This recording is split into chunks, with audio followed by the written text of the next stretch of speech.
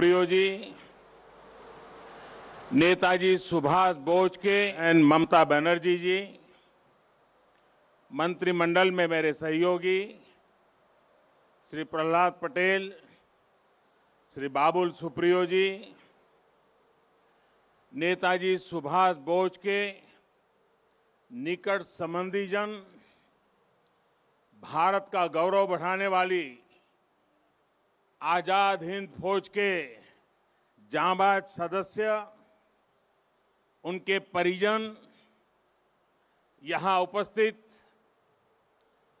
कला और साहित्य जगत के दिग्गज और बंगाल की इस महान धरती के मेरे भाई और बहनों, आज कोलकाता में आना मेरे लिए बहुत भावुक कर देने वाला क्षण है। बचपन से जब भी ये नाम सुना, नेताजी सुभाष चंद्र बोस, मैं किसी भी स्थिति में रहा, परिस्थिति में रहा, ये नाम कान में पड़ते ही एक नई ऊर्जा से भर गया। इतना विराट व्यक्तित्व की उनकी व्याख्या के लिए शब्द कम पड़ जाए। इतनी दूर की दृष्टि कि वहां तक देखने के लिए अनेकों जन्म लेने पड़ जाए। विकट से विकट परिस्थिति में भी इतना हौसला, इतना साहस कि दुनिया की बड़ी से बड़ी चुनौती ठहर न पाए।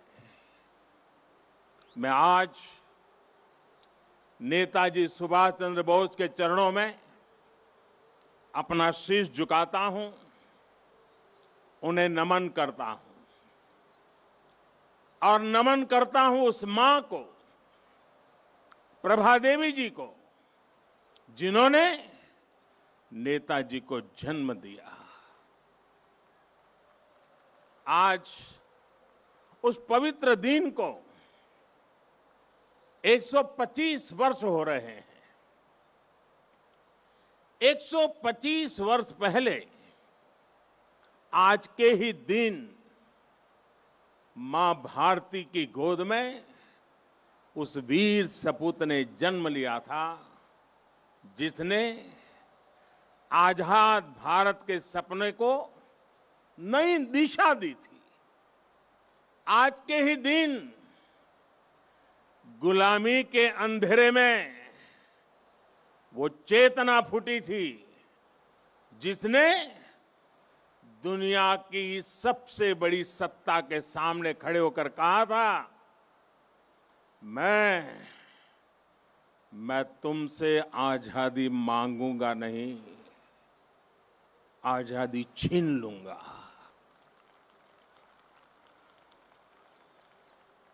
आज के दिन सिर्फ नेताजी सुभाष का जन्म ही नहीं हुआ था,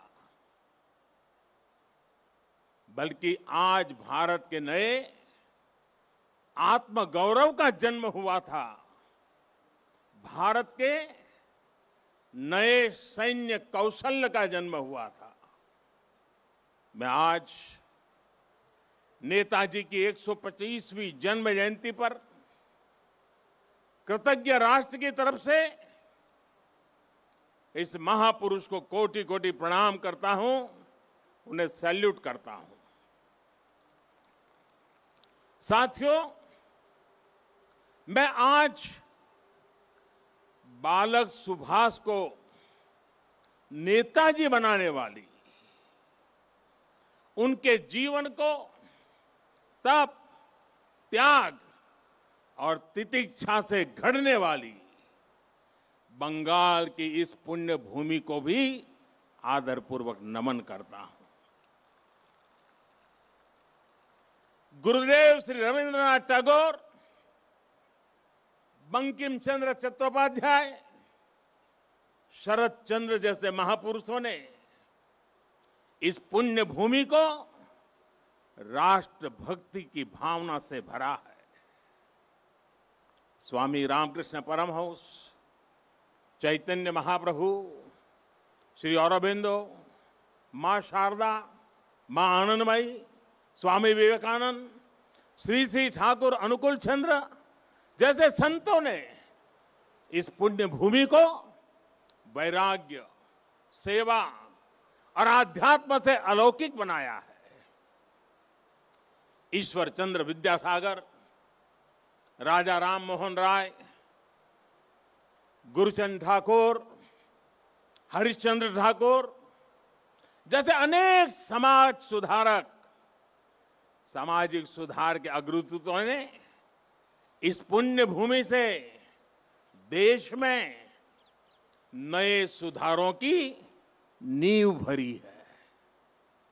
जगदीश चंद्र बोस, पीसी रॉय, एसएन बोस, मेघनाथ शाह, अनगिनत वैज्ञानिकों ने इस पुण्य भूमि को ज्ञान विज्ञान से सींचा है। ये वही पुण्य भूमि है जिसने देश को उसका राष्ट्रगान भी दिया है और राष्ट्रगीत भी दिया है। इसी भूमि ने हमें देशबंधु चित्तरंजन दास, डॉक्टर श्यामा प्रसाद मुखर्जी और हम सभी के प्रिय भारत रत्न प्रणब मुखर्जी से साक्षात्कार कराया है। मैं इस भूमि के ऐसे लाखों लाख महान व्यक्तित्वों के चरणों में भी आज इस पवित्र दिन पर प्रणाम करता हूं। साथियों, यहां से पहले मैं भी नेशनल लाइब्रेरी गया था, जहां नेताजी की विरासत पर एक इंटरनेशनल कॉन्फ्रेंस और आर्टिस्ट कैंप का आयोजन हो रहा है। मैंने अनुभव किया, नेताजी का नाम सुनते ही हर कोई कितनी ऊर्जा से भर जाता है। नेताजी के जीवन की ऊर्जा जैसे उनके अंतर मन से जुड़ गई है। उनकी यही ऊर्जा, यही आदर्श, उनकी तपस्या, उनका त्याग देश के हर युवा के लिए बहुत बड़ी प्रेरणा है। आज जब भारत नेताजी की प्रेरणा से आगे बढ़ रहा है, तो हम सबका कर्तव्य है कि उनके योगदान को बार बार याद किया जाए, पीढ़ी दर पीढ़ी याद किया जाए। इसलिए देश ने तय किया है कि नेताजी की 125वीं जयंती के वर्ष को ऐतिहासिक, अभूतपूर्व भव्यता भरे आयोजनों के साथ मनाए। आज सुबह से देश भर में इससे जुड़े कार्यक्रम हर कोने में हो रहे हैं। आज इसी क्रम में नेताजी की स्मृति में एक स्मारक सिक्का और डाक टिकट जारी किया गया है। नेताजी के पत्रों पर एक पुस्तक का विमोचन भी हुआ है। कोलकाता और बंगाल, जो उनकी कर्मभूमि रहा है, यहां नेताजी के जीवन पर एक प्रदर्शनी और प्रोजेक्शन मैपिंग शो भी आज से शुरू हो रहा है। हावड़ा से चलने वाली ट्रेन हावड़ा कालका मेल का भी नाम अब नेताजी एक्सप्रेस कर दिया गया है। देश ने यह भी तय किया है कि अब हर साल हम नेताजी की जयंती यानी 23 जनवरी को पराक्रम दिवस के रूप में मनाया करेंगे। हमारे नेताजी भारत के पराक्रम की प्रतिमूर्ति भी है और प्रेरणा भी है। आज जब इस वर्ष देश अपनी आजादी के 75 वर्ष में प्रवेश करने वाला है। जब देश आत्मनिर्भर भारत के संकल्प के साथ आगे बढ़ रहा है, तब नेताजी का जीवन, उनका हर कार्य, उनका हर फैसला हम सभी के लिए बहुत बड़ी प्रेरणा है। उनके जैसे फौलादी इरादों वाले व्यक्तित्व के लिए असंभव कुछ भी नहीं था। उन्होंने विदेश में जाकर देश से बाहर रहने वाले भारतीयों की चेतना को झकझोरा। उन्होंने आजादी के लिए आजाद हिंद फौज को मजबूत किया।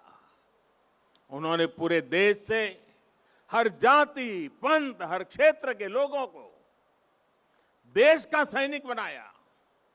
उस दौर में जब दुनिया महिलाओं के सामान्य अधिकारों पर ही चर्चा कर रही थी, नेताजी ने रानी झांसी रेजिमेंट बनाकर महिलाओं को अपने साथ जोड़ा।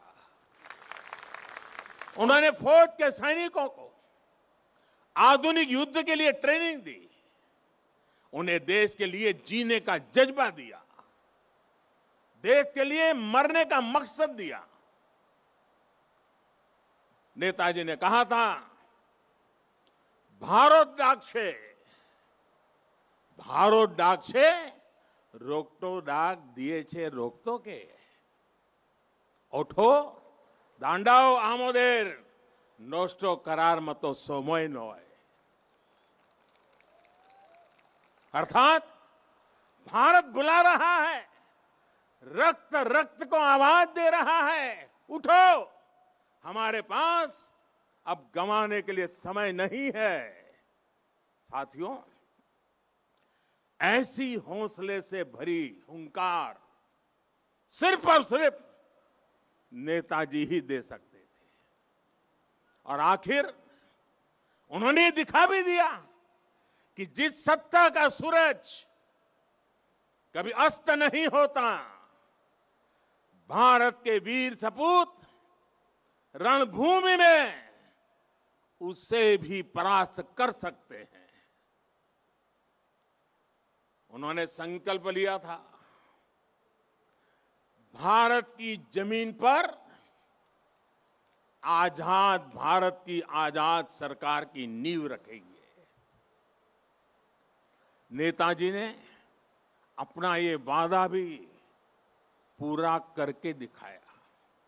उन्होंने अंडमान में अपने सैनिकों के साथ आकर तिरंगा फहराया। जिस जगह अंग्रेज देश के स्वतंत्रता सेनानियों को यातनाएं देते थे, काला पानी की सजा देते थे, उस जगह जाकर उन्होंने सेनानियों को अपनी श्रद्धांजलि दी थी। वो सरकार अखंड भारत की पहली आजाद सरकार थी।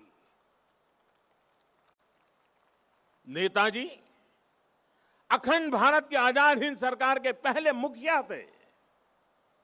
और ये मेरा सौभाग्य है कि आजादी की उस पहली झलक को सुरक्षित रखने के लिए 2018 में हमने अंडमान के उस द्वीप का नाम नेताजी सुभाष चंद्र बोस द्वीप रखा। देश की भावना को समझते हुए नेताजी से जुड़ी फाइलें भी हमारी सरकार ने सार्वजनिक की। ये हमारी ही सरकार का सौभाग्य रहा जो 26 जनवरी की परेड के दौरान आईएनए वेटरन्स परेड में शामिल हुए थे। आज यहां इस कार्यक्रम में आजाद हिंद फौज में रहे देश के वीर बेटे और बेटी भी उपस्थित है। मैं आपको फिर से प्रणाम करता हूं और कब प्रणाम करते हुए कहीं कहूंगा कि देश सदा सर्वदा आपका कृतज्ञ रहेगा, कृतज्ञ है और हमेशा रहेगा। साथियों, 2018 में ही देश ने आजाद हिंद सरकार के 75 साल को भी उतने ही धूमधाम से मनाया था।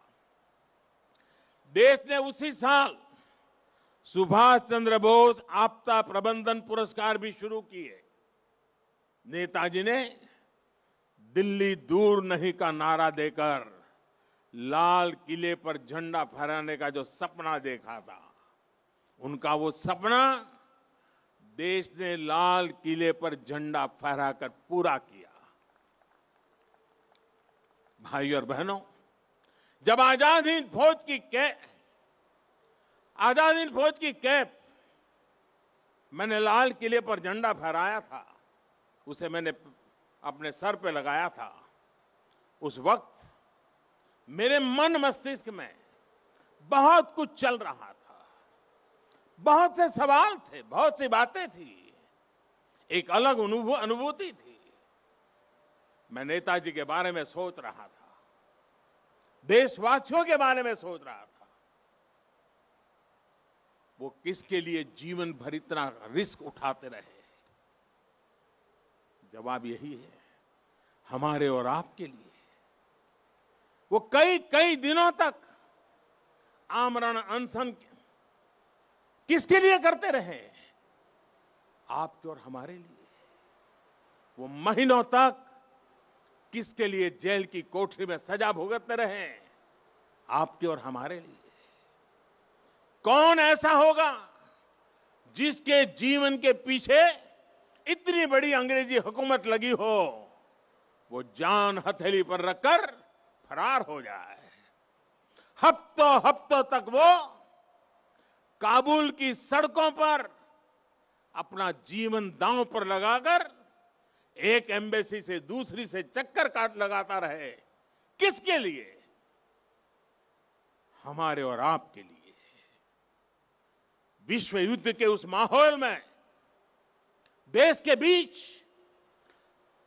पल पल बदलते देशों के बीच के रिश्ते, इसके बीच क्यों वो हर देश में जाकर भारत के लिए समर्थन मांग रहे थे, ताकि भारत आजाद हो सके, हम और आप आजाद भारत में सांस ले सके। हिंदुस्तान का एक एक व्यक्ति नेताजी सुभाष बाबू का ऋणी है। 130 करोड़ से ज्यादा भारतीयों के शरीर में बहती रक्त की एक एक बूंद नेताजी सुभाष की ऋणी है। ये ऋण हम कैसे चुकाएंगे? ये ऋण क्या हम कभी चुका भी पाएंगे? साथियों, जब नेताजी सुभाष यहां कोलकाता में अपने 38/2 एल्गिन रोड के घर में कैद थे, जब उन्होंने भारत से निकलने का इरादा कर लिया था, तो उन्होंने अपने भतीजे शिशिर को बुलाकर कहा था, अमार एकता काज कोरते पारबेगा? अमार एकता काज कोरते पारबे? क्या मेरा एक काम कर सकते हो? इसके बाद शिशिर जी ने वो किया जो भारत की आजादी की सबसे बड़ी वजहों में से एक बना। नेताजी ये देख रहे थे कि विश्व युद्ध के माहौल में अंग्रेजी हुकूमत को अगर बाहर से चोट पहुंचाई जाए तो उसे दर्द सबसे ज्यादा होगा। वो भविष्य देख रहे थे कि जैसे जैसे विश्व युद्ध बढ़ेगा, वैसे वैसे अंग्रेजों की ताकत कम पड़ती जाएगी, भारत पर उनकी पकड़ कम पड़ती जाएगी। ये था उनका विजन। इतनी दूर देख रहे थे वो। मैं कहीं पढ़ रहा था कि इसी समय उन्होंने अपनी भतीजी इला को दक्षिणेश्वर मंदिर भी भेजा था कि मां का आशीर्वाद ले आओ। वो देश से तुरंत बाहर निकलना चाहते थे। देश के बाहर जो भारत समर्थक शक्तियां हैं उन्हें एकजुट करना चाहते थे। इसलिए उन्होंने युवा शिशिर से कहा था, अमार एकटा काज कोरते पारबे, क्या मेरा एक काम कर सकते हो। साथियों, आज हर भारतीय अपने दिल पर हाथ रखे, नेताजी सुभाष बाबू को महसूस करे तो उसे फिर से ये सवाल सुनाई देगा, अमार एकटा काज कोरते पारबे, क्या मेरा एक काम कर सकते हो। ये काम, ये काज, ये लक्ष्य आज भारत को आत्मनिर्भर बनाने का है।